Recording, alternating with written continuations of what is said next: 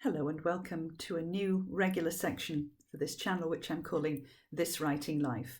I'm going to try and update it every week for a year so that you will get a year in the life of a professional writer with the ups and the downs and all the other bits and pieces that happen in the life of a writer in my position. At the moment, I'm starting off with a book launch. I'm launching my new book, Orfeia, this week with a blog tour because all my physical events this year have been cancelled because of COVID. So it's a little bit different to the usual for me. I've had to do a lot more of my own promotion because my publishers haven't really been doing any, because most of an author's promotion is touring and festivals, and obviously none of that's going on.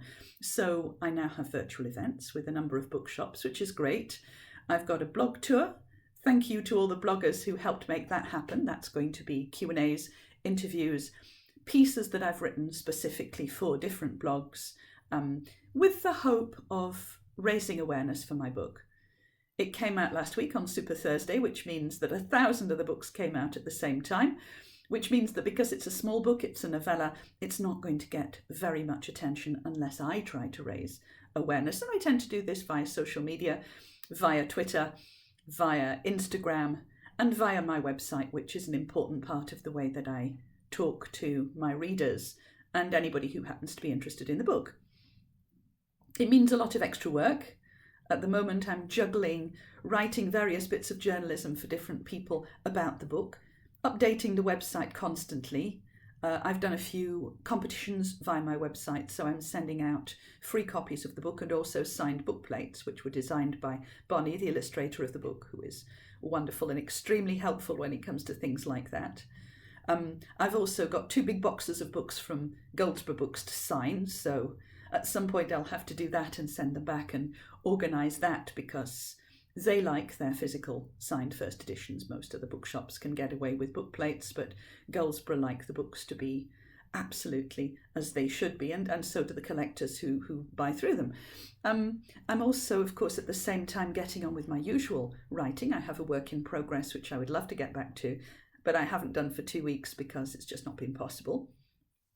And I have a bunch of copy editing that's just come over from America, a book called Honeycomb, which is coming out both in the UK and in America next year.